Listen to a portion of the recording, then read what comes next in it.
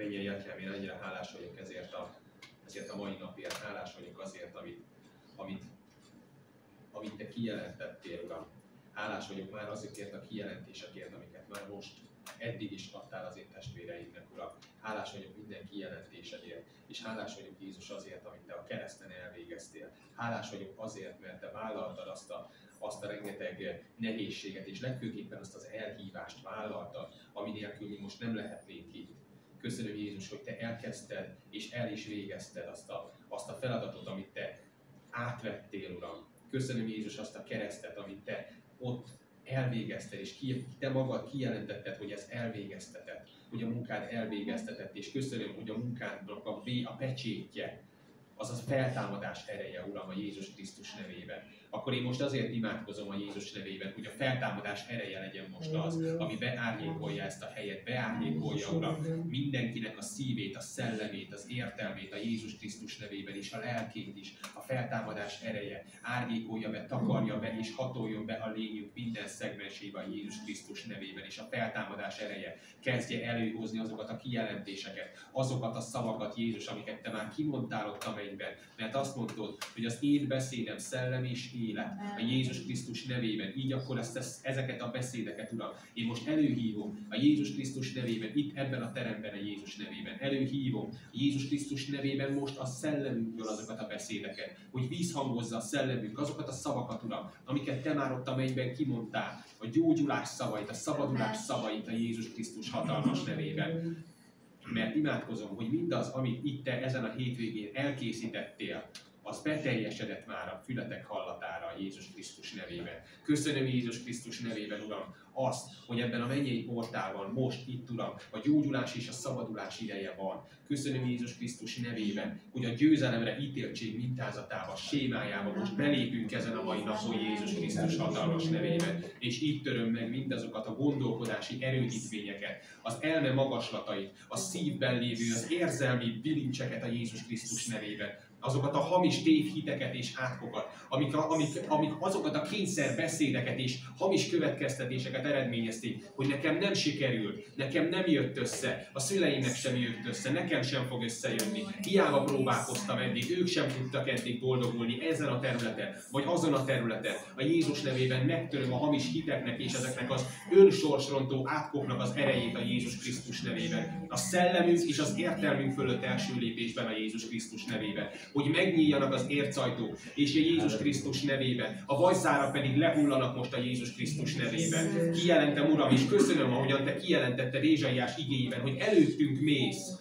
Előttünk mész, így nyílnak ki az ércajtók, törnek össze és hullik le minden gondolatban, az elmében lévő magaslat és erődítmény Jézus Krisztus nevében, ami az Isten ismerete ellen emeltetett. Én imádkozom, hogy most az ismeret szelleme, Uram, a Te 7 szellemet közül, az ismeret szelleme legyen az, ami kinyilatkoztatja nekünk a feltámadás erejével a Te igazságodat, amiben nincs mozgástér, Uram, azt nem lehet eltéríteni, elfordítani, odébb tenni. A Te igazságod áll, a Te igazságod szellem és élet, Jézus. És én azért imádkozom, hogy az értelem szelleme segítsen ezt nekünk megértenünk és elfogadnunk a Jézus Krisztus hatalmas nevében. A Te kijelentett igazságodat, mert Te ezt nem fejszével fogod kijelenteni nekünk, Uram. Nem, hanem a Te szereteteddel, a Te irgalmas szíveddel fogod kijelenteni, Uram. A Jézus nevében imádkozom, hogy a bölcsesség szelleme vezessen abban, hogy ezt az első lépést meg tudjuk tenni, Uram. Hogy megnyíljon a szemünk,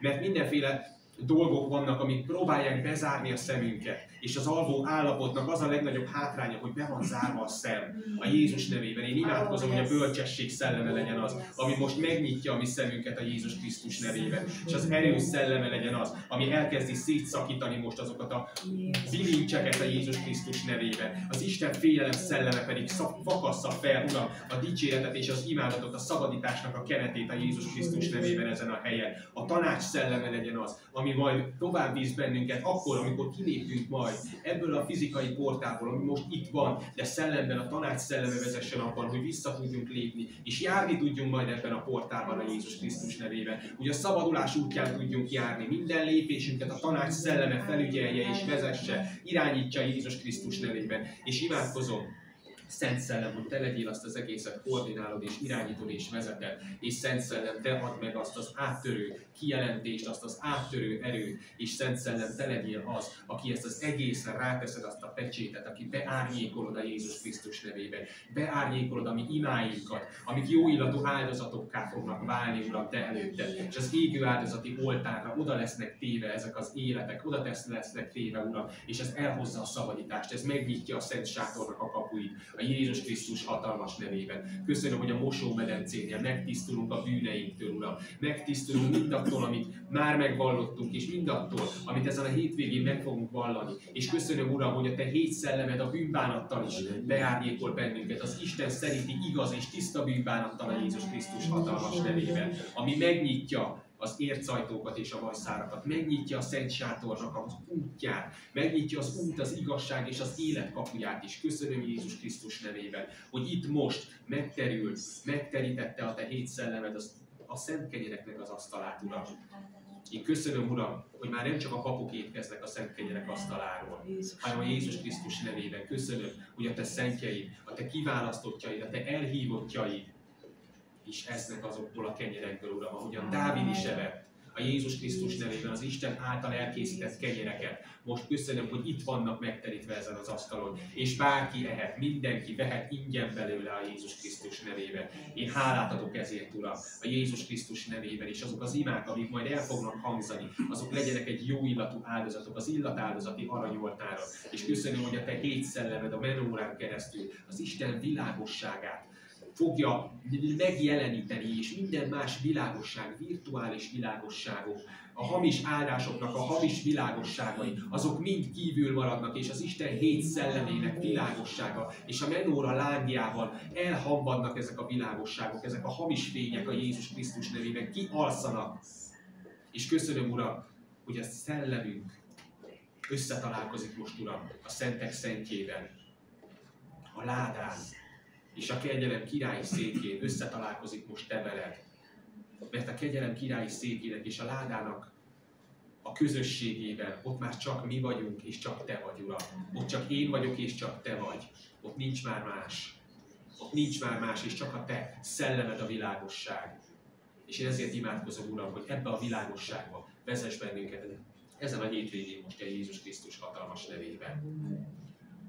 Mert ez a világosság aktiválja a győzelemre ítéltség mintázatát, ami a fogantatási identitásunkban, a szívünk mustábláira bele lett vésve, bele van írva, a Jézus Krisztus vérével el van pecsételve, a Jézus Krisztus hatalmas nevében. És ezt aktiválódjon most, Uram, ezen a hétvégén, mindannyiunk életében Jézus nevében. Amen.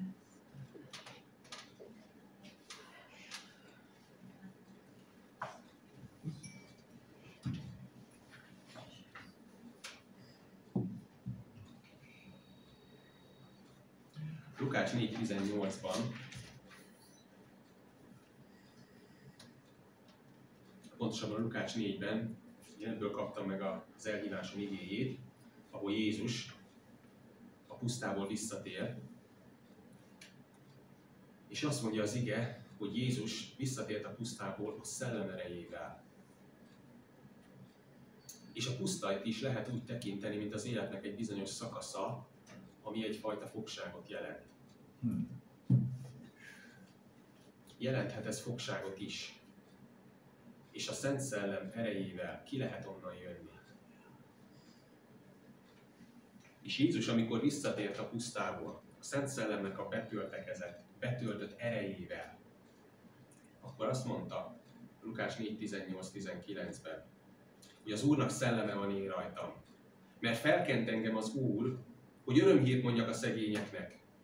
Elküldött, hogy bekötözzem a megtört szívűeket, hogy szabadulást hirdessek a foglyoknak, és a vakok szemeinek megnyílását. Hogy szabadon bocsássam az elnyomottakat, és hirdessem az Úr kedves esztendejét. Ezt az Ézsaiás 61.1-ből olvasta föl. Ekkor Jézus kijelentette és kihirdette az ő elhívását. És pontosan itt a következő szóval, amikor ezt kihirdette, bezárta a tekercset és visszaadta.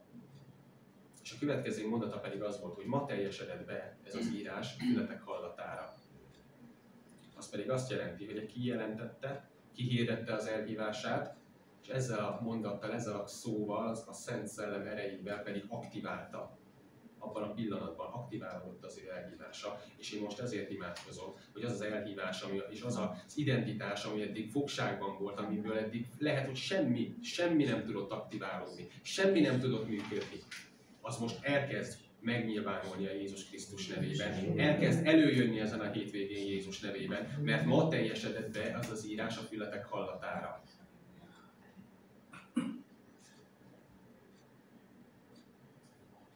És ez a Lukács 4.21, ez legyen most az az aktiváló ige, amiben megvan a feltámadás ereje, megvan az az erő, ami képes elindítani a szabadulásnak az útján. Jézus Krisztus teljes tekintélyével. Mert ez a mondat, ez, hogy ma teljesedett be ez az írás a fületek hallatára, ez tartalmazza Jézus Krisztus teljes királyi tekintélyét. Pedig még nem ment a keresztre, de ez a mondat, ez az ige, ez már tartalmazza. Ez volt az ő szolgálatának a kezdete. János 19.30. Egyetlen egy szót emelnék ki az igéből, egyébként nagyon rövid az ige, azt mondja, hogy elvégeztetett. János 19.30. Jézus kijelentette és kihirdette, aktiválta az elhívását, és elvégezte. Semmi nem állíthatta meg. Ez azt jelenti, hogy Jézus a fogantatásától kezdve, a szolgálatba lépésén át, egészen az utolsó pillanatig a győzelemre ítéltségnek a mintájában járt. Van más minta is, ami nagyon-nagyon sok mindent befolyásol, de adj nekünk a mennyei fogantatási identitásunkban. És ahogyan korábban már volt szó, a fogantatási identitás az nem ugyanaz, mint a születési identitás. A fogantatás az a tiszta, Istentől való szent pillanat, amiben a te mennyei identitásod elkezd fizikai formát ölteni. De ott eltelik jó néhány hónap, és az összes generációs dolog, ami ott van a vérvonalban, az elkezd rárakódni. És mire az ember megszületik, már meg van terhelve nagyon sok mindennel. A születési identitás az már nem ugyanaz. Az már egy terhelt dolog.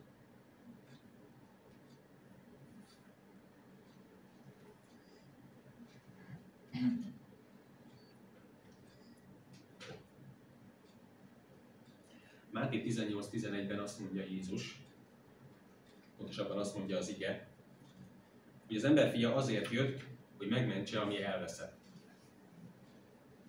Mi az, amit meg kellett menteni? Mi az, ami elveszett? A feleség. A feleség az, ami elveszett. És Jézus azért hirdette ki, aktiválta és végezte be az elhívását, mert ezt készítette el a feleség számára. Pontosan ugyanezt a győzelemre ítéltség mintáját, amiben ő járt, ő bemutatta, és ezt készítette el a feleség számára. És megáldalak titeket most azzal, hogy a Jézus Krisztus feleségévé válás útján belépni mindenki, mindannyian be fogunk tudni lépni a győzelemre ítéltségnek a mintájába. Meg fogjuk ismerni ennek az ellentétjét is. Meg fogjuk ismerni rövidesen. De ez kell, hogy legyen a szemünk előtt, hogy az hazugság. Van egy olyan minta, hogy kudarcra ítéltségnek a mintája. Ezt a pszichológia úgy hívja, a séma szót használja. Ez egy ismert dolog, kudarcra ítéltség sémája. De az kell, hogy nekünk a szemünk előtt legyen a győzelemre ítéltségnek a sémája és mintázata. Majd fogunk beszélni, mit jelent az, hogy minta és séma. Mert hogy azért jelent meg az Isten fia, hogy a sátán munkáit lerontsa. Pontosan ezt a mintázatot, ami ismétlődik, és egyszerűen nem engedi azt, hogy megszabadulj, nem engedi azt, hogy a te identitásodba bele tud lépni, nem engedi azt, hogy te sikeres életet tudjál élni. Szellemi életet Krisztusban. Az a munka lesz lerontva. Az a munka van lerontva.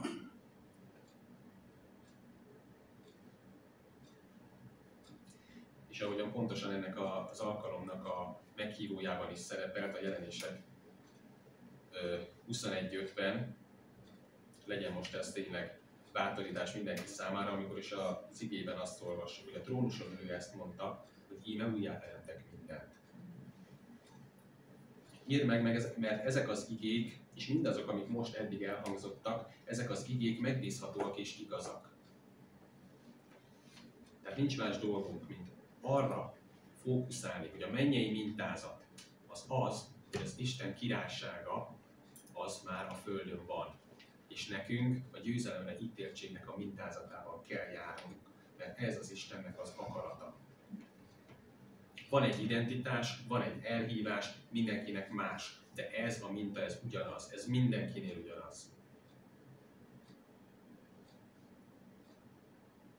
De mi is ennek az ellentétje, mi is az, amiben a legtöbb esetben járunk, vagy járhatunk. Mindenkinek ismerős lehet egy szereplő, ha más nem, akkor gyerekkorunkban sokszor találkoztunk vele. Van egy mesefigura, aki teljesen reprezentálja a kudarcra ítéltségnek a sémáját.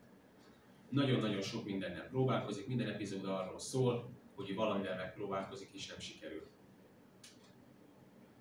Eszébe jut esetleg valakinek. Ő nagyon sok mindent megpróbál, nagyon sok mindenhez szeretne érteni, de nem sikerül. Aki úgy hirdeti magát, hogy ezermester. Megfelek az ezermester. Pontosan. És az egész sorozat arról szól, hogy ő próbálkozik ezzel, próbálkozik azzal, és minden felsül, semmi nem jön össze. Mindig ugyanaz a probléma, mindig ugyanaz az a szituáció kerekedik a végére, hogy menekülés, futás, és nem sikerülnek a dolgok. Szégyen is benne lehet, nagyon sok minden benne van, illetve benne lehet. Mi az, ami jellemzi a kudarcra ítéltség sémájának a mintáját? Mit jelent az, hogy minta, illetve séma? Pontosan azért ezt a példát hoztam, mert egyik este beszélgettünk, és valahogy egyszer csak így a Szent Szellem, pontosan eznek az alkalomnak, amikor terveztük ezt az alkalmat, akkor a Szent Szellem egyszer csak hozta ezt, hogy megmester. És akkor így elkezdtünk beszélgetni, hogy ez most micsoda, és rögtön mutatta, egy fél percen belül mutatta a Szent Szellem, hogy miért hozta ezt a rajzfilmet, ezt a mesét. És hogy pontosan ez az, amiről beszélnünk kell, és ez teljesen nagyon-nagyon összefügg majd azzal, amiről korábban volt szó, amiről Ica is beszélt. Mert hogy megmester a saját erejében, a saját képességeiben bízott, a tudásában bízott, meg legfőképpen abban, hogy az emberek ha elhiszik azt, amit mond. Mi az, amiben nem bízott? Hát Istenben. Hát Istenben. Abban biztos, hogy nem bízott. Minden másban bízott. És neki volt egy identitása, egy általa választott identitás, egy kitalált identitás, volt-e valamiféle identitása, és ő akkor abban akart járni, abban akart érvényesülni. Egy másik fajta elhívásban akart érvényesülni. És ez, amikor nem az Isten szerinti identitásban, és az Isten szerinti elhívásban, nem az Isten szerinti módon és lépések szerint éljük az életünket, az nagyon-nagyon könnyen vezet bennünket, és ha ezt egy kicsit jobban tanulmányozzuk és megértjük, akkor nagyon könnyen észre fogjuk venni, hogy ez egy olyan világméretű dolog, ez a kudarcra ítéltségnek a sémája, hogy elképesztő, hisz nagyon-nagyon könnyű azt mondani, vagyis megbízni például olyan dolgokban, amik évek óta jól működnek és beváltak. Például megbízok abban, hogy stabil munkahelyem van. Megbízom abban, hogy a nyugdíj az jönni fog. Az minden hónapban ekkor és ekkor jönni fog. Bízok abban, hogy jó egészségnek örvendek, nem lesz semmi gond. Megbízhatok nagyon sok mindenben, sőt, megbízhatok akár foggal körömmel ragaszkodhatok a kijelentésemhez is. Az a baj azzal, amikor a kijelentésben hiszünk, és teljes mértékben ragaszkodunk hozzá, hogy az Úr minden kijelentést fejleszteni akar. Hisz az Édenben ki lett jelentve Jézusról a kijelentés. Meg lett adva Jézusról az első kijelentés, hogy jön majd az asszony magja, aki a kígyó fejére tapos. A proféták könyvében egész idő alatt azt olvassuk, hogy hogyan fejlődik és növekszik a kijelentés egészen a keresztig és a feltámadásig. És az új szövetségben tovább növekszik a kijelentés és bővül Jézus Krisztusról, csak ott már, mint ahogy Pál is mondja, mint megfeszítettről és feltámadottról. És a kijelentésnek fejlődnie kell. És az önmagában egy kudarcra ítéltséget tud eredményezni, ha annyira ragaszkodom a kijelentésemhez, hogy nem engedem, hogy az Úr fejlessze azt a kijelentést. És ragaszkodom hozzá, hogy már pedig nekem évekkel ezelőtt ezt mondta az Úr, 17 évvel ezelőtt, és akkor az már pedig úgy van. Tény, hogy kapaszkodni kell a kijelentésbe, de engedjük meg, hogy az Úr tovább vigyen azon a ponton. A kudarcra ítéltség sémájának a lényege, hogy megrekeszt, megakaszt. Lehet rendkívül nagyon-nagyon erőteljesen bízni például az engedelmességünkben. Azt mondom, hogy Uram, én veled megyek. Akármi lesz. Azt mondta Péter Máté 26:35-ben, ha meg is kell halnom veled, akkor sem tagadlak meg. Hát nem így történt. Próbára lett téve az ő engedelmessége. Lehet nagyon-nagyon bízni az ajándékainkban is. Amikor azt gondolom, hogy bármikor, bármilyen helyzetben hirdetem az evangéliumot, bármikor rutinból profétálok, amikor ezt gondolja az ember. Lehet ezt gondolni. Kolossé 4:3-ban azt mondja Pál, hogy imádkozzatok értünk is, hogy Isten nyissa meg előttünk az ige ajtaját, hogy szólhassuk a Krisztus titkát. Az ajándékaink kizárólag Krisztus által tudnak működni.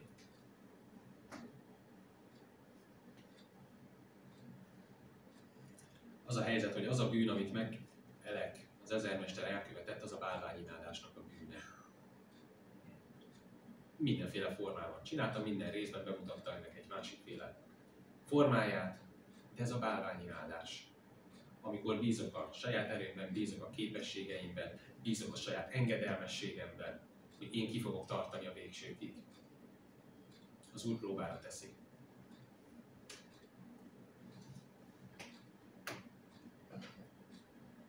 De vannak ennek korszakai is. Van az igében olyan időszak is, amikor ez teljesen újra és újra működik. A mintázat és séma szónak az a lényege, azt jelenti, hogy egy bizonyos kereten belül valami, egy elem, egy dolog rendszeresen és folyamatosan ismétlődik, újra és újra. Ezt az igében úgy hívjuk, hogy a bírák könyve. Illetve 1 királyok, 2 királyok, mindegyikben újra és újra idővel valahogy visszajött mindig ugyanaz a probléma. Elfelejtették az Urat, elfordultak tőle, szellemen elaludtak, fogságba kerültek, és a bálványimádás bűnébe estek.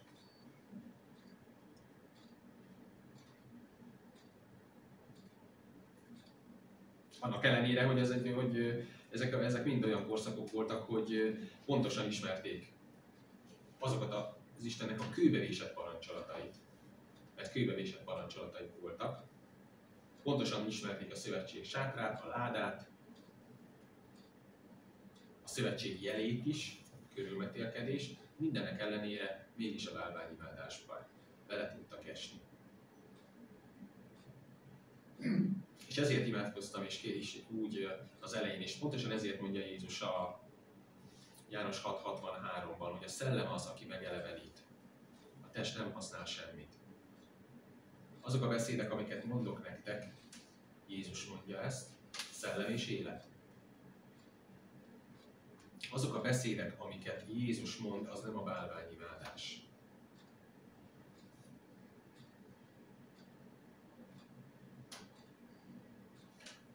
Tehát Mekkelek az ezermester, ő a kudarcra ítéltség sémájával járt. És ahogy Ica is mondta, ez most senkire nem ráolvasás meg semmi, pontosan ezért ezen a példán keresztül szeretnék majd erről beszélni. Hogy a Szent Szellem legyen az, aki kijelent mindent, mert abban van a szellemis élet. Az ő életére az volt a jellemző, az ismétlődő kudarc. A kudarcra ítéltség sémájának az a jellegzetessége, hogy ez ismétlődő kudarc. Bármilyen folyamat indul el, bármihez kezd az ember, az illető az életében, az előbb-utóbb valahogy szétesik, valahogy elfordul, valahogy problémába keveredik, valahogy megfullad, valahogy elhal, valahogy megtörik. Valahogy kudarcba fullad. És lehet, hogy nagyon-nagyon sok mindenhez kezdtünk már hozzá az életünkben. Lehet, hogy ez pont nálunk nem is annyira érvényesül. De gondoljuk vissza a szüleinek az életére, a nagyszüleink életére. Lehet, hogy nálunk ez most pont nem is olyan annyira lényeges vagy aktív, de ez egy generációs dolog. Mi bizonyítja azt, hogy ez egy generációs gyökerekkel rendelkező dolog? A Bírák könyve és a Királyok könyve. Azt jelenti, hogy egyik generáció jött a másik után, a következő még emlékezett, a harmadik már nem emlékezett arra. Már elfelejtette az Urat. És már jött a bálványimádás. És jött a kudarc is.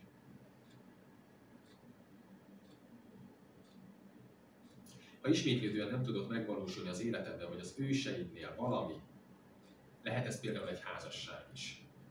Lehet ez például egy olyan, ahogy Ica mondta, nem karrier, de lehet egy anyagi stabil élet, egy stabil anyagi helyzet. Lehet, hogy az őseidnél is. Nem volt egy stabil anyagi helyzet. Valahogy leélték az életüket.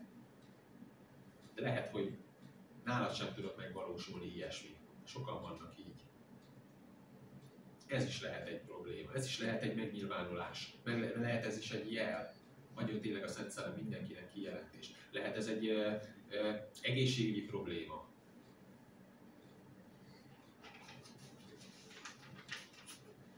Jobb 3.25 azt mondja, hogy az történt meg vele, amitől a legjobban rettegtem. Félelem az egy kapu. Pontosan az nagyon is abszolút tudja aktiválni. Az, amitől félek. Az nagyon is tudja aktiválni azt, hogy ténylegesen az történjen meg az ember életében, amitől fél. Jobbal pontosan az történt meg, amitől a legjobban fél. Az, hogy egyetlen egy óra alatt elvesztette a családját, a megélhetést, az egzisztenciát, a mindent. A generációs, tehát egyéni életében is ott van, nem csak megmesternél, csak az igei példákat is lássuk közben, de ott van például nagyon érdekes, nem tudom ez kinek mennyire tűnt fel, nekem is korábban egy testvér hívta fel a figyelmet erre. Generációs vérvonalra egy példa, Dávid és Salamonnak a házasságai. Ugye Dávid és Salamon itt már generációs dologról beszélünk. Dávid első felesége Mikál, Saulnak a leánya volt. Meddő volt, az is maradt. A következő felesége Abigail volt, Nábál felesége volt korábban. Meddő volt, az is maradt. Aztán jött Betsabé, ő nem volt meddő, de azt a házasságot és azt a figyet, a halál, a gyermekhalál, a házasságtörés, paráznaság kezdte is, és ott be is árnyékolta ezt az egészet. Hisz az első gyermekük az meghalt, az Úr elvette. Salamon és a nők helyzete is egészen érdekes, mert Salamonnak viszont már bejött az a következő, egy magasabb szinten a probléma, az, hogy neki már nagyon sok nem zsidó felesége volt. Ugye a törvény ezt nem engedte meg, még a királynak sem. De mit eredményezett? A bálványimádás Salamon bukását eredményezte. És az, hogy ebben a vérvonalban megjelent egy bizonyos mintázat. Az, hogy a házasságok egyszerűen nem tudtak jól működni. Mindig volt valami probléma. Lehet ez is.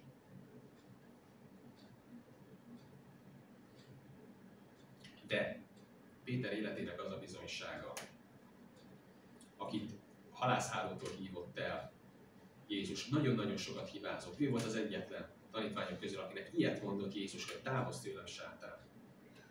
De betöltötte az elhívását. Mégis beteljesítette az elhívását.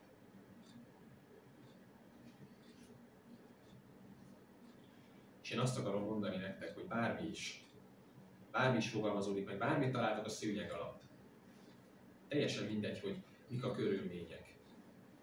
Most talpra tudtok állni, és rá tudtok lépni arra az útra, amin meg tudjátok teljesíteni az elhívásokat.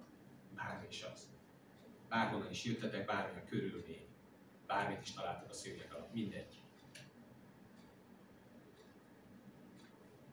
Kérdés, mi a kudarc?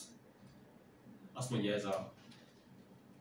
ez a séma, hogy a kudarcra ítéltségnek a sémája, a mintázata. Mi a kudarc? Mit jelent az, hogy kudarc? A kudarc az a sikernek az ellentétje. A kudarc az azt jelenti, hogy valami nem sikerül. A legegyszerűbben fogalmazva. Bármi lehet az oka, lehet az is. Igen. Túlnyomó részben egyébként igen. Tehát nagyon sok esetben, nagyon-nagyon sok esetben igen. És ez egy nagyon-nagyon halvány határ egyébként, hogy ez egyik leglabilisabb terület, vagy hogy is mondjam, legingoványosabb talaj, hogy mikor akarom én megoldani a dolgot, és mikor hagyom, hogy az Úr oldja meg a dolgokat. Ez nagyon-nagyon labilis talaj. És én azt gondolom, hogy Péternek pontosan ez volt az egyik legnehezebb próbája. Hogy ne ő akarja, ne akarta, ő mindig akarta. Hogy mi a kudarc, azt nekem úgy mutatta meg a Szent Szellem, hogy akkor megkérdeztem, hogy de mi is a kudarc. Tehát, hogy kudarcra ítéltségről beszélünk. De mi a kudarc? Mi az, amire ítélve, amire ez az átok. Tehát lássuk meg, hogy ez egy átok. Hogy mi a bizonyíték erre? Az, hogy generációs. Ez egy generációsan ismétlődő mintázat. Ha ezt szellemileg nézzük, a pszichológia nem így látja. A pszichológia azt mondja, hogy ez egy séma. A Szent Szellem meg azt mondja, hogy ez egy átok. És lelkileg is meg lehet ezt közelíteni, lehet tünetileg kezelni a dolgokat, de nem fog, de szabadulás nem lesz. Csak és kizárólag, ha szellemből kezeljük ezt a dolgot, csak és kizárólag a feltámadás ereje és Jézus Krisztus vére az, ami ezt meg fogja tudni törni, de ezt meg fogja törni. Ezt hirdetem mindenki fölött, hogy meg fogja törni Jézus Krisztus vére ezt az átkot. Mi a kudarc? A nézőpont kérdése. Mi az a nézőpont? A saját nézőpont lehet, vagy az Isten szerinti nézőpont. A saját nézőpont lehet az, hogy a kudarc az egy negatív gondolkodásmód, a bukásnak a gondolkodásmódja, ezt tanultuk. Szüleinktől tanultuk a világból, tanítottak rá, hogy ha ezt teszed, akkor azt ne csináld, mert akkor biztos, hogy az nem lesz jó. Megmutatták, hogy hogy kell csinálni, és ennek van igazság alapja, és ez alapvetően jó, de korlátok közé tud zárni téged, és a mennyei kreativitás nem tud fölfakadni, hogy megold azokat a problémákat, hogy az Úr tudja megoldani a problémáidat. És könnyen bezárnak az élettapasztalatok, illetve amit a generációkon át tanulunk, könnyen bezárnak egy olyan szobába, mint például Csipke Rózsikát, akinek esélye volt arra, hogy az életében a problémákat egy jó megoldást kapjon. Tehát jó megoldás például az, hogy megtörténik Csipke Rózsika életében, ez az átkot kimondják rá, és hogy ő ettől a pillanattól kezdve, ahogyan korábban szó volt, őt szobafogságba zárták, és abban nőtt fel. Ő nem léptetett ki sehová, mert annyira vigyáztak rá, nehogy megtörténjen. Ez egy jó reakció-e? Nem jó reakció. Egyáltalán nem jó. Ez egy saját nézőpont, ahogyan a szülők erre reagáltak. Mi az Isten szerinti nézőpont? Az Isten szerinti nézőpont az, hogy bizonyos dolgokat megenged az életünkben, hogy megtörténjenek. Péternek megengedte, hogy maga Jézus a szemébe nézen, és azt mondta, hogy távozz tőlem, sátán. Megengedte neki ezt a fajta szembesülést. Ezt a fajta élményt, azért, hogy szembesüljön önmagával. Szembesüljön azzal a gondolkodásmóddal, ami ő benne volt.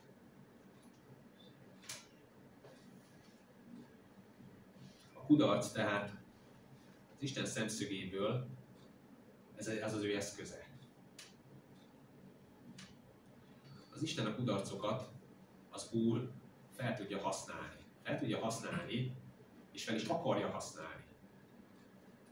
Volt egy életpályád eddig, amiben éltél x évig, éltél valamilyen helyzeteket, azokban voltak sikereid és voltak kudarcaid. A sikereket is fel akarja használni az Úr, de legfőképpen a kudarcokat. Az Isten szempontjából a kudarc az egy eszköz, amit keresztül tanít, edz, és kipróbáltá és tapasztaltá tesz. Ehhez persze alázat kell. És az kell, hogy a Csipke Józsika álomból való felébredés, azaz kinyíljon a szem. A szemeink kinyíljanak és kezdjünk el látni. Ehhez egy nézőpontváltás, egy látásmódváltás szükséges. Ahhoz, hogy a kudarcainkat és az életünket kezdjük el úgy látni, hogy mi az, amit az Isten tanítani tudott nekem ebből, mi az, amire az Isten föl tudja használni ezeket a kudarcokat. Mert használja, arra használja, hogy a te képességeidet, a talentumaidat, a te adottságaidat megedze, kipróbáltá tegye, megerősítsen. Az a célja azzal, hogy bizonyos élethelyzeteket és traumákat megenged a te életedben. Dávidnak rengeteg harcot és háborút és üldöztetést engedett meg az Úr. De benne volt az elhívásában.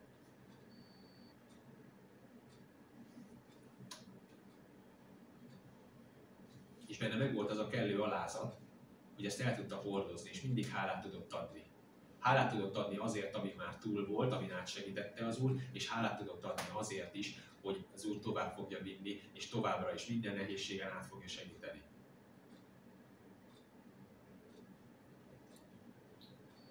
És a kudarc az az eszköz, amin keresztül az Úr felkészít az elhívásodnak a sikeres betöltésére. Megedzi a talentumaidat, megedzi a képességeidet, hogy azok csillogjanak, hogy azok, amikor a Jézus Krisztus vérével megváltásra kerül. Mert ezek a képességeid, az a talentumaid, az az identitásod, ami van, az megváltásra szorul. És akkor fog ez tudni jól működni, azokat, amiket eddig megtapasztaltunk, azok akkor fognak jól működni, amikor Jézus Krisztus vérébe bemerítkeznek, és ahogyan volt már szó róla, újjászületés. Azt mondja Jézus Nikodémusnak, hogy szülessetek újjá, szükséges nektek újonnan születnetek.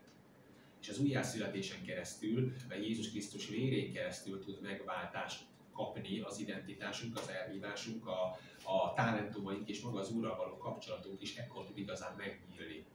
Arra, hogy mindaz, ami bennünk van, már bennünk van, az megtisztulva, helyreállva, Jézus Krisztus királyságában tudjon működni. Enélkül egy másik királyságban működik. És ott is lehet jó dolgokat csinálni, de az Isten királyságában akarja ezeket az Úr működtetni.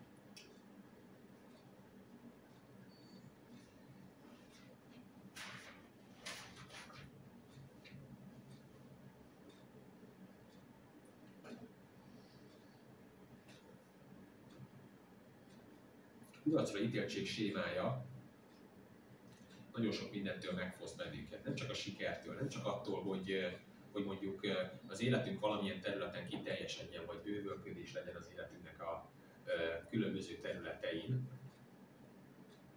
Hanem nekem az volt az egyik legszembetűnőbb, hogy elveszi tőlünk az örömnek a képességét, a jól végzett munka örömének a képességét, elveszi a beteljesedés örömének, a beteljesedés feletti örömnek a képességét. Mert megfoszt a sikerektől. A sikereket kicseréli kudarcokra. És ha egy idő után már a folyamatos kudarcok történnek az életünkben, folyamatos kudarcok, a kudarc azt jelenti, hogy olyan problémába kerülök, amit nem tudok megoldani. De Jézus meg tudja oldani ezt a problémát, csak én a saját erőmből nem tudom megoldani. Én a saját kapcsolataimmal, én a saját mondjuk anyagi helyzetemmel, vagy lehetőségeimmel azt a helyzetet nem biztos, hogy meg tudom oldani. Miért nem? Azért, mert bálványimádó módon állok hozzá a problémához.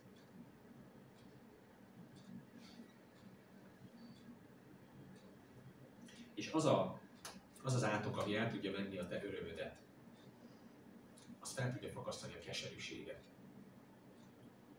És a profétaság szellemének legeslegnagyobb akadálya a keserűség, ami elkezdi betölteni a szívet, és kiszorul belőle a profétaság, kiszorul belőle a saját identitás, a fogadtatási identitás egyszerűen megfullad és elfoly, és belefullad a keserűségnek a folyamaiba. És elkezdenek áradni ezek a márának a forrása.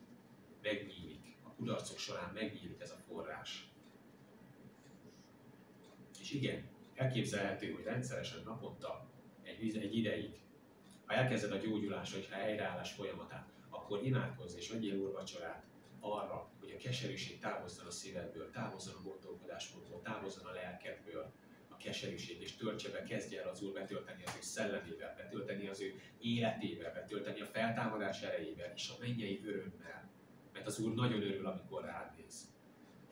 Akármilyen állapotban vagy.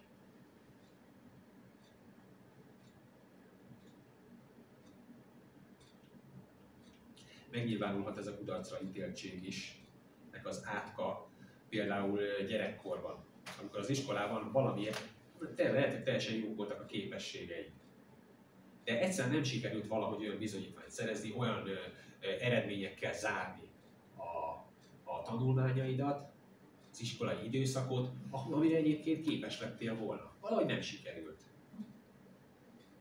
És én magam is voltam úgy, hogy megtanultam mindig mindent, és valahogy egyszerűen nem lett jó a jegy. Mindig valahogy, nem tudom, valamiért mindig becsúszott valami, és egyszerűen a dolgozatoknál, a vizsgáknál soha nem sikerült jól az eredmény.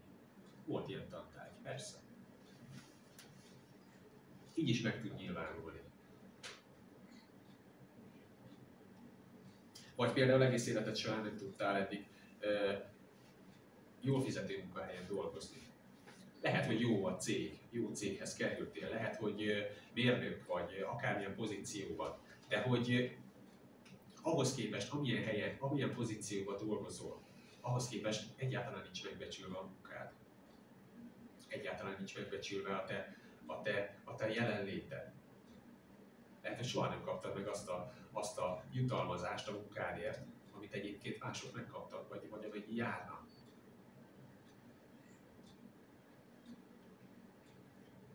Vagy pedig lehet, hogy egész egyszerűen ismétlődő szituáció az, hogy amikor már karnyújtásnyira vagy valaminek a elérésétől, akkor egyszerűen csak mint egy karambol történik, valami váratlan szituáció közben jön, és egyszer csak kiesik a kezedből. És már itt van, ilyen közel van, és akkor egyszer csak elesik valami. És nem történik, nem teljesedik be. Pedig le van írva, minden borítékolva van, ez már tudod, hogy a holnap postán meg fog érkezni, és nem történik meg. Leggyakoribb tünet.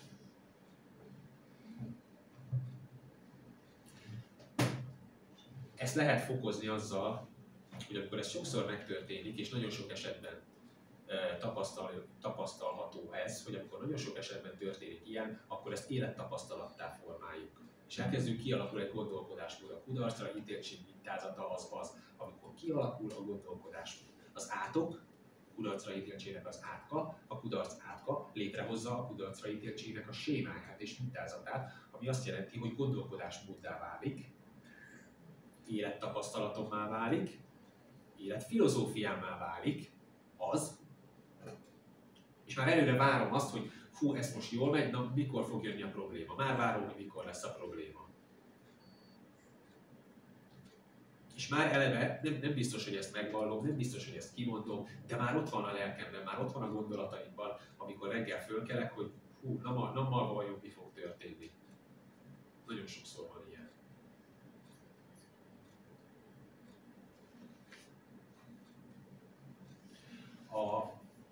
Amire ki akarok lyukadni ezzel kapcsolatban, hogy kudarcra ítéltségnek a mintája az egy hamis hit. Az egy átok, az egy generációs átok lehet, de amit eredményez, egy gondolkodásmódot és egy hamis hitet, egy hamis hitrendszert, a kudarcnak a hitrendszerét építi föl. Az, hogy nekem nem sikerül. Ez egy önbeteljesítő jóslat, amikor ezt elkezdem megvallani. Amikor ez élettapasztalattá válik, az egy önbeteljesítő jóslat, az egy ráolvasás, egy varázslás, és azt mondja az ige, ezt úgy fogalmazza meg, hogy jövendőmondás.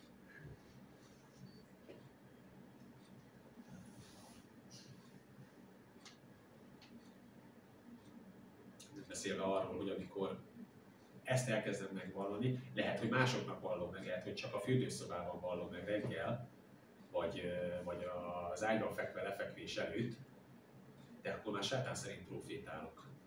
Ez egy sátáni proféciákat mondok ki a saját életemre vonatkozóan, amikor ezt elkezdem megvallani. Az jövendőmondás lehet, sátáni profétálás. Mert a kudarc az nem az Isten szerinti, nem az Isten akarata. Jézus pontosan ezért jött, és ezt mutatta be, hogy a kudarc az nem az Isten akarata. Ő azt mutatta be, hogy azzal kezdődött, semmi másra nem, azzal kezdődött, hogy az Úrnak szelleme van így rajta.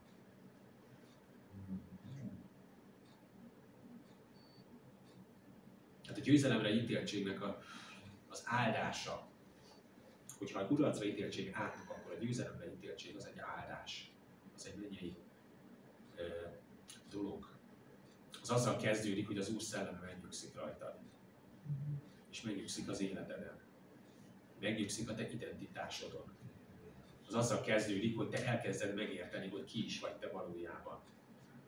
Kivé akar téged az Úr tenni.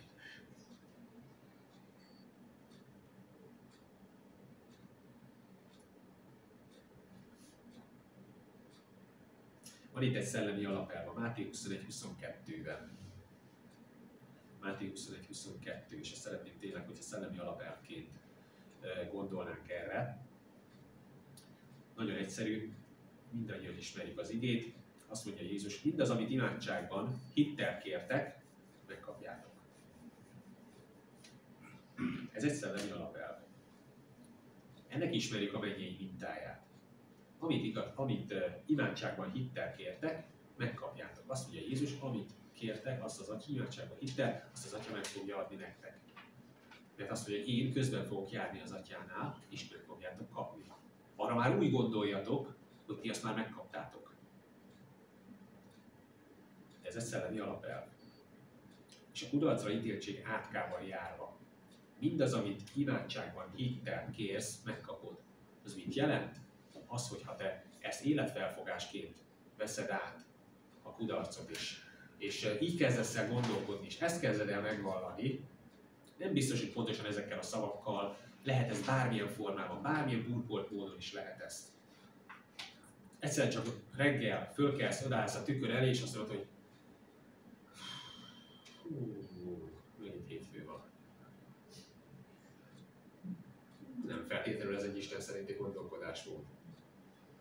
Lehet benne sok minden, de imádságban hittel kéred, meggyőződésed van arról, hogy hétfő van. Miért? Mert tényleg hétfő van. De nem az a baj, hogy hétfő van, hanem az, hogy te hogyan viszonyulsz a hétfőhöz. És már azt várod, hogy ezen a hét mit fog hozni. Ez a hét milyen problémákat fog hozni. Ez a nap milyen problémákat fog hozni. Amit imádságban hittel kértek, megkapjátok. Ezt szellemi alapelvként is lássuk, hogy nagyon fontos, hogy miről, hogyan gondolkodunk, és nagyon fontos, hogy mit hiszünk és mit vallunk meg. Mert ezek működtetik azokat a szellemi dolgokat sok esetben, amik az életünkön vannak. Ezek nagyon sok esetben alapvetően határozzák meg azt, hogy áldás fog érvényesülni, vagy az átok. És itt megint visszacsatolnék Jobb 3-hoz, aki azt mondja, hogy az esett meg velem, amitől a legjobban rettegtem. És ezzel szemben van az Abcsel 3.6-ban, az ékes kapunál azt mondja, Péter, hogy a názáreti Jézus Krisztus nevében kelj fel és járj. Ezt lássuk így, hogy mi is ez a szellemi alapelv, hogy mindez, amit imádságban és hittel kértek, azt megkapjátok.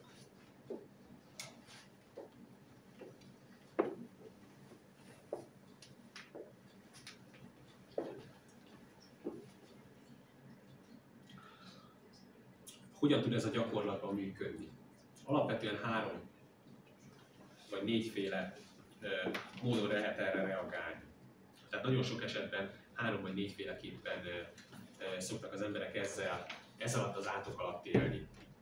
Illetve amikor ebben az átokban ez jelen van, akkor könnyen lehet, hogy az ember úgy viszonyul az élethelyzetekhez, hogy elkerüli. Vagy inkább azt mondja, hogy inkább kicsit elkerüli a kockázatos helyzeteket, inkább maradok a biztonságos mederben, kitapasztaltam, kitaposott utam van, inkább maradok abban, nem vállalok semmiféle nehézséget, problémát.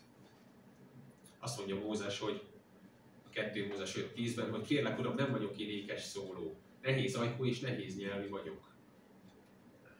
Innen indult a Mózesnek az elhívása. Ez nagyon jó, és sosem láttam ezt az igét. Pedig innen indult, sőt, ugyanebben a beszélgetésben, a 2 Mózes 5:10-ben ugye ezt mondja, amikor az Úr elhívja a pusztából, és azt mondja, hogy menj vissza Egyiptomba a te népedhez, mert általad akarom őket megszabadítani, mert én kijelentettem már Ábrahámnak, hogy ez fog történni, de azt is kijelentettem, hogy én meg fogom szabadítani az én népemet Egyiptomból. Ott még nem mondta Ábrahámnak, hogy az Egyiptom lesz, de azt mondta, hogy na most jött el az idő, és én rajtad keresztül akarok szólni hozzájuk, és rajtad keresztül akarom csodákat és jeleket mutatni, amik által meg fogom szabadítani az én népemet. Nem azt mondja, hogy rajtad akarom, hanem azt, hogy meg fogom tenni. Erre Mózes azt mondja, hogy Uram, nem vagyok ékes szóló, nehéz ajkú és nehéz nyelvű vagyok az 5:10-ben. 5:13-ban Mózes tovább vitatkozik, továbbra is el akarja kerülni a nehéz helyzetet. Azt mondja, hogy kérlek Uram, csak küld, akit küldeni akarsz. Ez egy hozzáállás, az elkerülés.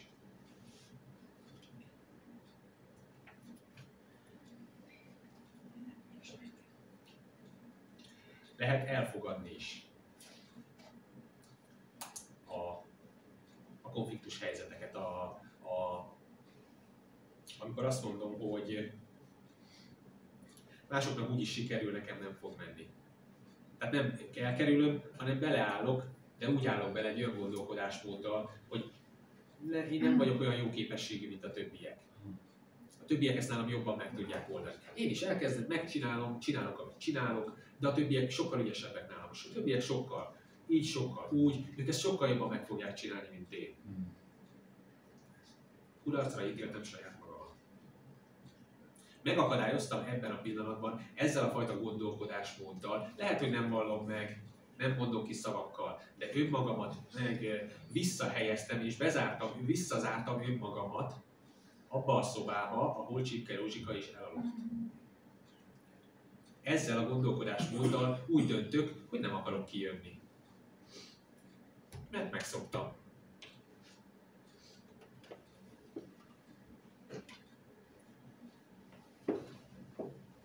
Amikor azt gondolom, hogy nekem ennyi jár. Másoknak jár más, nekem ennyi jár. Én ezt kaptam az élettől, nekem ennyi jár. Ez egy elfogadó hozzáállás. Ez nem a győzelemre ítéltségnek a mintázata. Mondok egy olyan példát, ami személyes tapasztalat is. Amikor én a mennyei identitásomat megkaptam az Úrtól tavaly nyáron, nyár elején, volt ez, és a nevemet, azt a nevet, ahogyan az Úr engem szólított akkor, amikor megteremtett engem, és ahogyan engem ismer a mennyben, ahogyan engem szólít a mennyből és a mennyben. Azt a nevet én úgy kaptam meg, és nagyon-nagyon ráismertem itt egy érdekes mondatra, hogy rajtam kívül már mindenki megkapta, hogy mi az én mennyei nevem és elhívásom. Csak én nem. Én voltam az utolsó, aki ezt megkapta. Mindenki ült körülöttem, nem tudom hány ember, és csak mosolyogtak.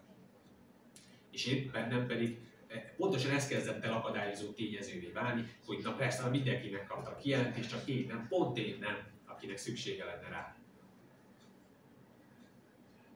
Ez is egy gondolkodásmód, ez egy rossz gondolkodásmód. Ez nem a győzelmet segíti elő.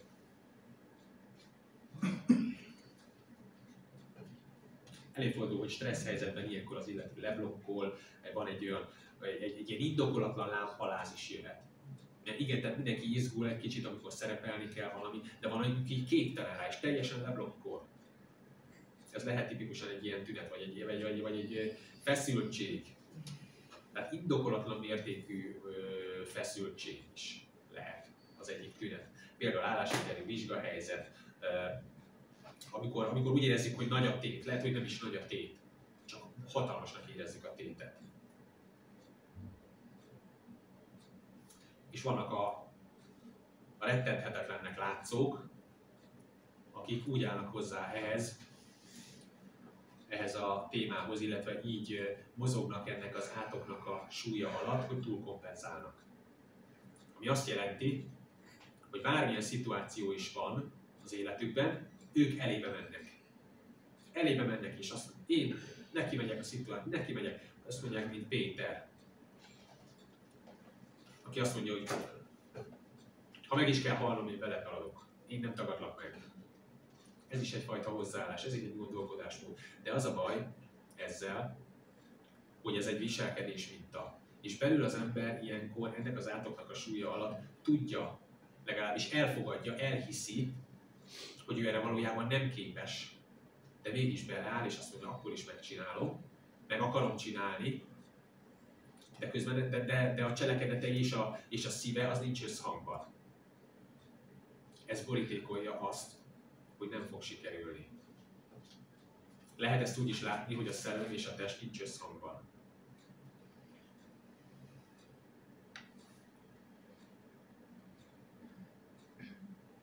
Ez a túlkompenzáló hozzáállás, ez megmesternek a hozzáállása. Aki a leges-legelső részben bevallja, hogy ő valójában semmihez nem ért. Az a leges-legelső rész utolsó mondata, hogy csak meg ne tudják, hogy valójában nem értek semmihez. De ki cégérezi, hogy ő 13 szakmához is ért. És csodájára járnak a falunak a lakói, hogy micsoda ezermester jött faluba, miközben az egész sorozat arról szól, hogy ő kudarcot kudarcra halmoz. Ez egy erős túlkompenzálása a dolgoknak, ő bátran neki megy, de közben tudja, hogy nem ért hozzá, tudja, hogy nem tudja megoldani ezt a problémát. Legalábbis elhiszi magáról, és az a probléma, hogy amit hittel kértek, mindaz, amit imádságban hittel kértek, megkapjátok. Ugye ez volt a Máté 21-22-ben. Megmester hitt abban, hogy ő erre képtelen megoldani ezeket a feladatokat. Biztos, hogy mindannyian ismerünk olyan embereket, akiknek egész egyszerűen van egy olyan talentumuk, egy olyan kézügyességük és kreativitásuk, hogy tényleg nagyon sok minden aranyá válik a kezükben, és olyan problémákat tudnak megoldani, egy csőszereléstől kezdve bármit, hogy csak elcsodálkozunk rajta, hogy milyen ügyesen megoldották, pedig nem szakember, nem vízgázfűtésszerelő, nem akármi ilyen. De hogy van. Az a probléma, hogy megmester ezt nem hitte el magáról, hogy jó, lehet, hogy nem érte annyira a szerszámokhoz, de nem hagyta, hogy az úr felfakassza azt az identitást. Mert ő nem engedte, mert azt kapta, amiben hitt. Ő ezt hitte, és ezt vallotta meg. Ő imádságban hittel ezt kérte, és azt mondja az ige, hogy megkapjátok, amit imádságban is hittel kértek. Mi a jó reakció? Tehát lehet elkerülni, amikor azt mondom, hogy nem vállalom a kockázatokat, lehet elfogadni, amikor azt mondom, hogy jó, hát akkor csinálom, de majd lesz valami. Meg lehet bele is menni, mint a Péter vagy megmester, és akkor de közben nem hiszem azt, hogy én erre képes vagyok, csak nagy lendülettel nekiállok a dolgoknak, és bebizonyítom, hogy na most az egyszer sikerülni fog, most kivételesen biztos sikerülni fog, de valójában nem hiszem el, amit én magam gondolok, és nincs összhang. És nagyon csodálatos az Az, ahogyan Amanda Byson keresztül megmutatta nekem a Szent Szellem, és megmutatta azt a kardot, amit Amanda Byson keresztül vehetünk át, legalábbis én azon keresztül vettem át. Mi a jó reakció, ami kihoz bennünket ebből az átokból?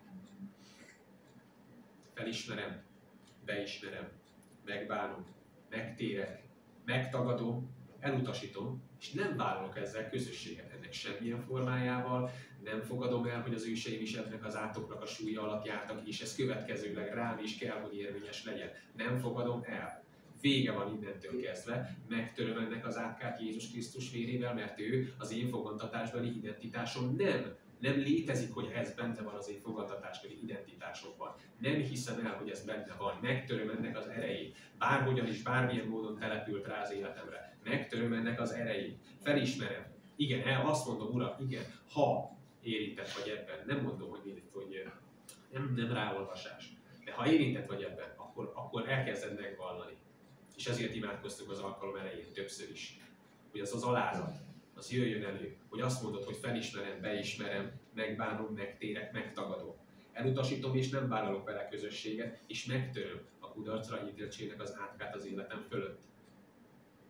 És azokat a konkrét eseteket, amiket te, azt a konkrét gondolkodásmódot, amit esetleg a Szent Szellem megmutat, az a lényeg, hogy ne vedd magadra, hanem azt nézd, amit a Szent Szellem mutat.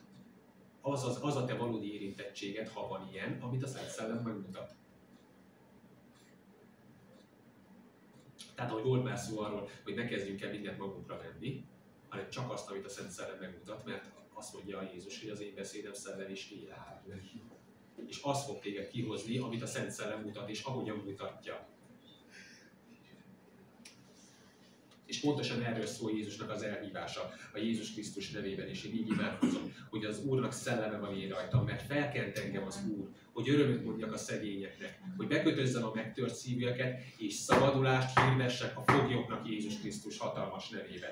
A szabadulást hirdetek most itt mindenkinek a Jézus Krisztus nevében. Elindul most, kihirdetem, hogy elindul ez a szabadulási folyamat a Jézus Krisztus nevében. Mindenkinek a tudatában, a tudatalattiában, a lelkében, az identitásában, a Jézus Krisztus nevében, az elhívásával. Elindul a szabadulási folyamat a Jézus Krisztus nevében, és a szellemi felébresztés szarvával előhívom most a feltámadás erejét mindenkinek az életében a Jézus Krisztus nevében. És a Szent Szellem kezdje el betölteni most mindazokat a területeket, amik ettől az perctől kezdve elkezdenek felszabadulni a bűnbánat által, elkezdenek felszabadulni a felismerés, a beismerés, az elfogadás, a megbánás, a megtérés, a megtagadás, az elutasítás által, az átoktörés által, a Jézus Krisztus nevében. Imádkozom, hogy a te szellemed, ami rajtam van, Uram, rajtam van az én elhívásomon, és rajtam van, Uram, te is rajtad volt, mert a mennyből kaptad ezt a felkenetést, és megnyugodott rajtad, a te fizikai testeden is megnyugodott, látható módon megnyugodott, Uram, a profétaság szelleme, aki a profétaság szelleme által be volt töltve, ott János, ő meglátta azt a galambot, meglátta a Szent Szellemet. Én imádkozom a Jézus Krisztus nevében, hogy nyíljon meg mindenkinek a szeme, és ébredést szólok az alvó állapotból, ébredést szólok az identitások számára, ébredést szólok az elhívások számára, itt ezen a helyen most a Jézus Krisztus nevében. Ébredést a Jézus Krisztus hatalmas nevében. És imádkozom mindannyiunknak a tekintély központjáért a Jézus Krisztus nevében. Bármilyen sérülés érte a tekintély központunkat, bármilyen trauma ért bennünket. Köszönöm, Szent Szellem, hogy te az elejétől kezdve, az őseink életén keresztül feltárod az igazságot, és az igazság megszabadít bennünket. Köszönöm, hogy a kijelentett igazság elkezd megszabadítani bennünket ezen a hétvégén a Jézus Krisztus hatalmas nevében. És köszönöm, hogy a jellem, az a karakter, ami eddig deformációkon és rossz átformáláson ment keresztül, ez most megfordul. A Jézus Krisztus nevében fordulatot hirdetek most ebben a hétvégében. A Jézus nevében mindenkinek egy mennyei átfordulást, a lélekállapot elkezd átfordulni. A mélységbe faladásból, a fogságban való tobzódásból, a fogságban való megszokott állapotból Most egy kijövetelt Jézus Krisztus hatalmas nevében. Gyógyulást és helyreállást. Ott, ahol eddig traumák és sebek voltak, és lüktetősebb, és vérzősebb, ott most gyógyulás lesz a Jézus Krisztus hatalmas nevében. Mert ez az Isten akarata a Jézus Krisztus nevében. Ez az Isten kőbevésett akarata. Kőbe volt vésve. Mózes lehozta a hegyről. A Jézus Krisztus nevében kétszer lett kőbevésve. Imádkozom Jézus Krisztus nevében, hogy ez a mai napon is, és a holnapi napon is, a Jézus Krisztus nevében ez a kőbevésett igazság kezdjen el átjönni mindenki számára, hogy át tudjuk venni a hegyen ezt az igazságot a Jézus Krisztus hatalmas nevében. És Jézus Krisztus vérén kezdje el a megváltás, a Jézus Krisztus vére ezen a mennyei portálon keresztül Jézus Krisztus összes sebének, a Golgotán, Uram, a Jézus Krisztus nevében a te homlokodból kifolyt vére elején, a Kálvária elején, a te homlokodból kifolyt vérrel kezdődően, a töviskkorona által kifolyt vér, a te arcodból, a te kezeidből, a hátadból, a lábadból és az oldaladból kifolyt vér. Most összeadódjon, Uram, összeadódjon, amikor a testvérek imádkoznak, amikor veszik az úrvacsorát a Jézus Krisztus nevében, abban a pohárban adódjon most össze, Uram, a te összes sebednek és a te homlokodnak vére, amit nem vettek el tőled, Uram, ezt te adtad. Senki nem tudta elvenni tőled, Uram, mert te a győzelemre ítéltségnek az áldásában és mintázatában jártál, ami a mennyei mintázat, az Isten igazsága az, hogy győzelemre vagy ítélve a Jézus Krisztus nevében. Én imádkozom, hogy szabadulást hirdetek most a foglyoknak, gyógyulást és szabadulást a Jézus Krisztus hatalmas nevében.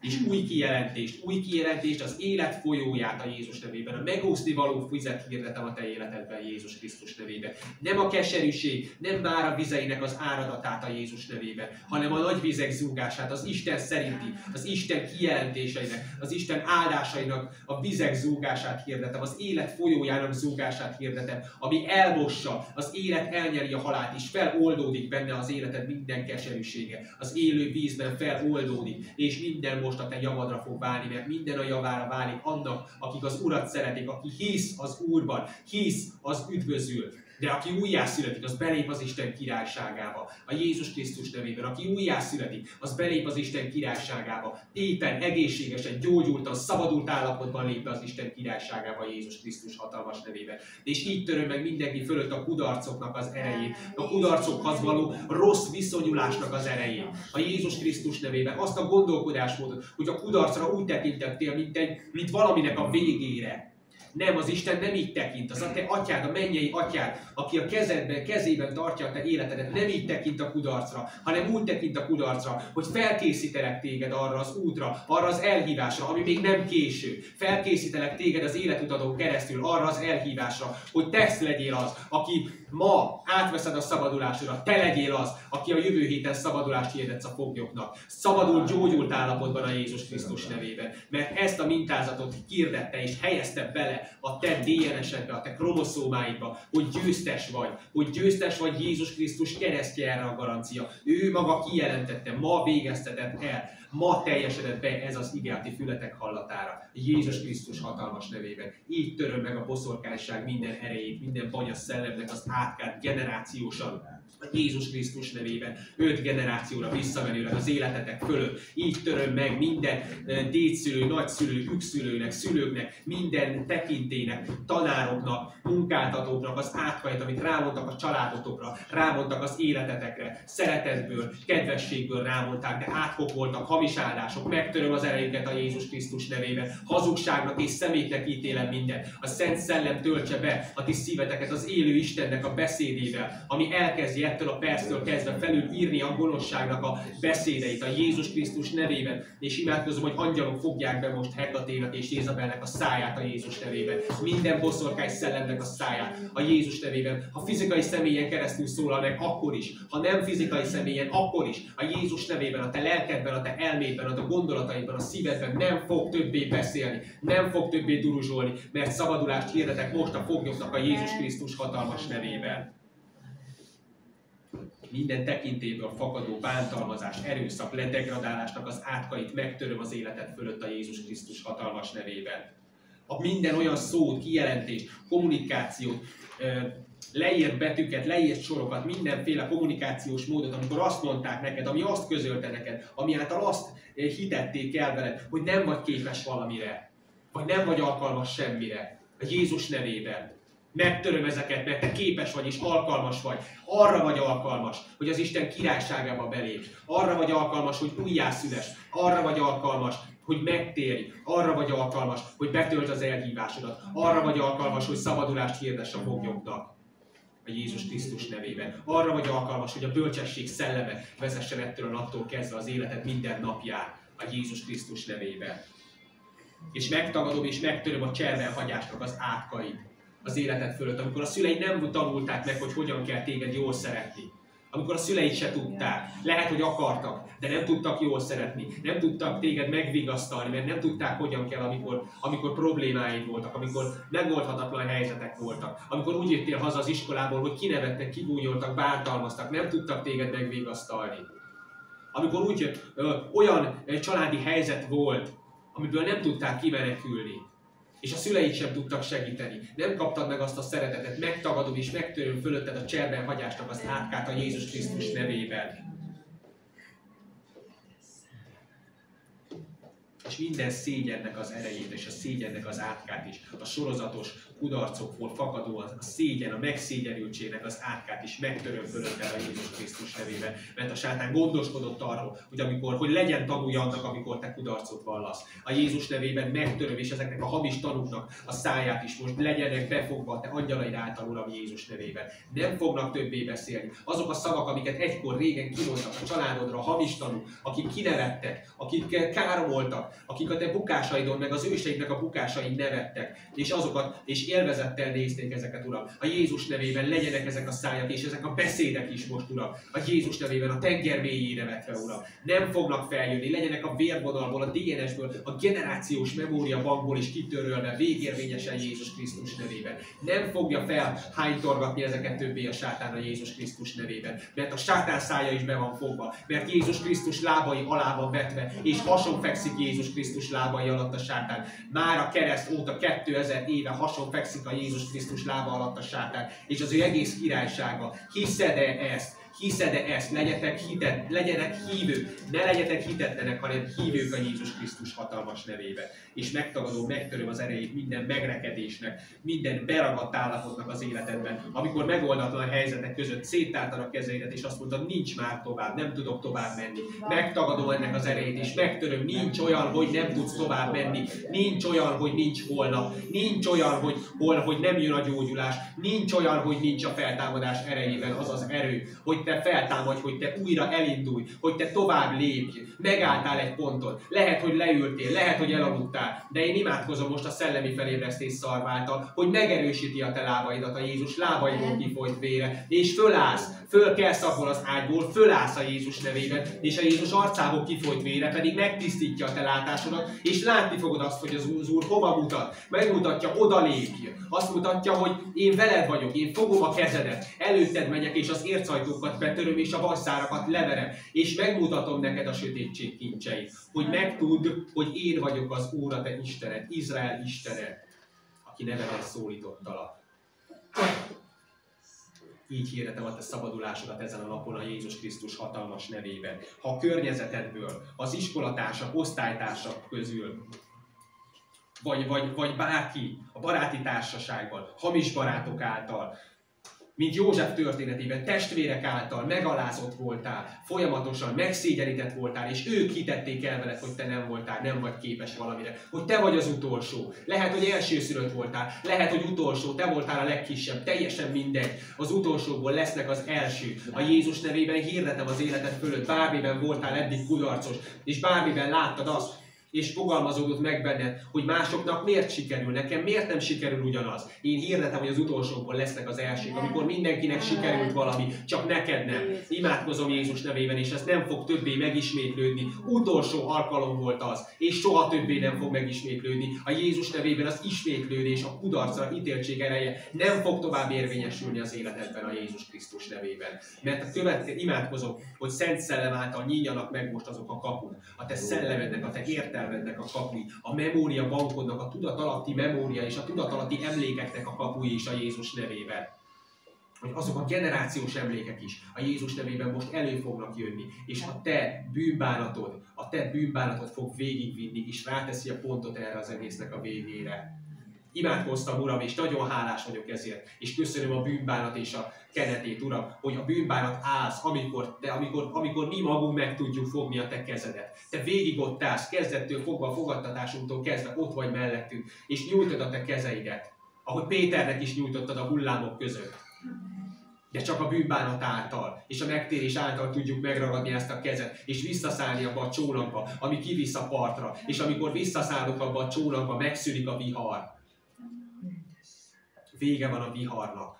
A Jézus Krisztus nevében hirdetem, hogy teljesen mindegy, mik a körülményeid. Az Úr azt mondja, amint megfogod a kezét, azt fogja mondani a te körülményeidnek. Visszahelyez téged a csónakba, és azt fogja mondani a te körülményeidnek, hogy némulj el. Amen. És elnémulnak Jézus Krisztus nevében. A szél elcsendesül, és te el fogsz csodálkozni azon, hogy kicsoda az Isten valójában, aki a keresztre ment érted. Azért a pillanatért ment a keresztre, amit ma elkészített neked. Jézus nevében.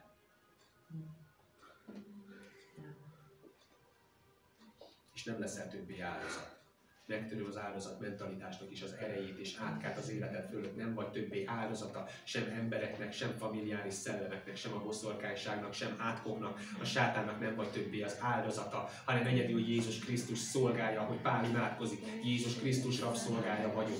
Egyedül Jézus Krisztusra lesz a te urad. Ettől a perctől kezdve nem fog a sátán már táncoltatni és ugráltatni téged. Nem fog téged terelni ide-oda. Nem fog téged kikötözve táncoltatni és ugráltatni, mint valami állatot. Nem fog többé téged így szolgálatra kényszeríteni Jézus nevében. Nem fog hamis szolgálatra kényszeríteni. Nem fog téged kinevetni és megszégyeníteni. Sem más embereken keresztül, senkin keresztül. A Jézus Krisztus nevében. Megtöröm azt az erőt is, hogy szerintem nem tudom megcsinálni. Megtagadom és megtöröm fölötted a szerintem. Én úgy gondolom gondolkodásmódokat is Jézus Krisztus nevében. És a gondolatait kezdjenek el ettől a perctől kezdve összehangolódni Jézus Krisztus gondolataival, akinek a gondolata egy az Atyával. A Jézus Krisztus nevében is. Itt te összekapcsolódsz a mennyel, és egyedül Jézus Krisztus lesz Úr a te életed fölött. És az ő gondolatai egyban feloldódnak a te gondolataid. És minden, ami már nem, amire már nincs szükséged, az a mentalitás, az a hozzáállás, az feloldódik, eltűnik, mert az élet elnyelte a halált. Ez meg van írva, hogy az élet elnyelte a halált. És minden olyan gondolat, ami nem a Krisztusról szól, ami nem az örökké valóságról, nem az örök életről, és nem a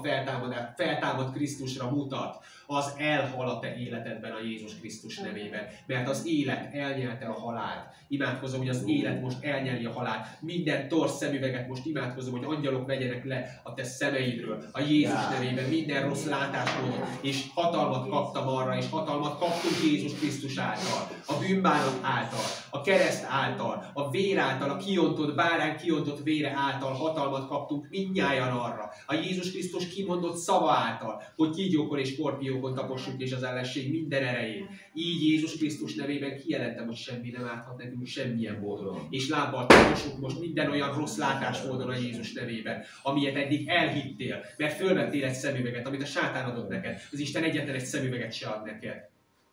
Az Isten megnyitja a te szemeidet, ahogy Csipke Rózsika szeme megnyílt, és kilépett, kijött az alvó állapotból. Az Úr nem ad neked szemüveget. Szemüveget a sátán ad neked. De a bűnbánatod által az összes össze fog törni a Jézus Krisztus nevében. És nem fogod most már a boszorkányság szemüvegén keresztül látni a te életedet. Nem fog a boszorkányság diktálni a te életedben. Nem fognak a nagyszülők, a dédszülőknek az átkai érvényesülni az életedben. A kedvesen, aranyosan kimondott átkok, hamis áldások. Nem ezek fognak érvényesülni, hanem az Isten akarata. Az Isten akarata, ami egyenes, egyszerű, egy kimondott szó az, hogy elvégezte tett.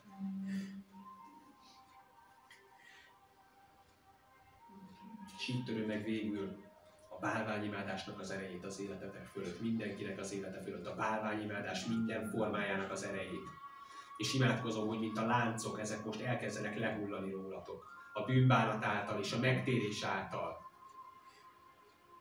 És a tanács szelleme, és az erős szelleme legyen az, ami vezet benneteket abban, vezet mindnyájunkat abban, hogy lehulljanak ezek a láncok. Mert ettől a perctől kezdve az Úr szólt, és ezek a láncok lehullanak. Ha megfogjuk a kezét bűnbánattal, akkor ezek a láncok abban a pillanatban lehullanak. a Jézus Krisztus hatalmas nevében így töröm meg a bálványimádásnak minden erejét az életetek fölött, és imádkozom, hogy a szövetség ládája, hogy megnyílta az Isten temploma a mennyben, és láthatóvá vált az ő szövetségének ládája. Én azért imádkozom, hogy így most ebben az órában, mert eljött az óra és az most van.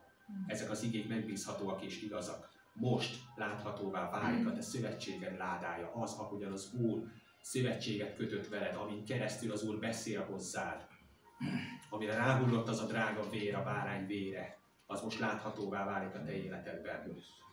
Először számodra, mert ott a ládában, a láda mellett, a szentek szentjében senki nincs ott, csak az élő Isten és te. Ott nem szolgálnak pásztorok, ott nincsenek szülők, ott csak te vagy. De megnyílt az Isten temploma a mennyben, és láthatóvá vált az ő szövetségének ládája. Tudod, mit jelent az? Az azt jelenti, hogy megnyílt az út, az igazság és az élet kapuja a számodra. És be kell menned rajta. Hogy ne csak lásd, hanem közösségen is legyen. És megtapasztald azt a szövetséget, amit Jézus Krisztus véren szerzett meg. Amit az ő halálával szerzett meg, és az ő feltámadás ereje. Akkor fog megvalósulni, amikor te belépsz. És bűnbánat által kezd el megvalósulni a feltámadás ereje. És legyetek áldottak így a gyógyulás, a szabadulás, a helyreállás és a kiteljesedés áldásával a Jézus Krisztus hatalmas nevében. Nem ezen a hétvégén, hanem mindentől kezdve az életetek hátralévő részében, az egész életetekben Jézus Krisztus nevében. És lépjetek be most, ez a ti döntésetek, lépjetek be a győzelemre ítéltségnek az áldásába és mintázatába Jézus Krisztus nevében, mert ez az Isten szerinti mintázat. Jézus Krisztus hatalmas nevében. Amen.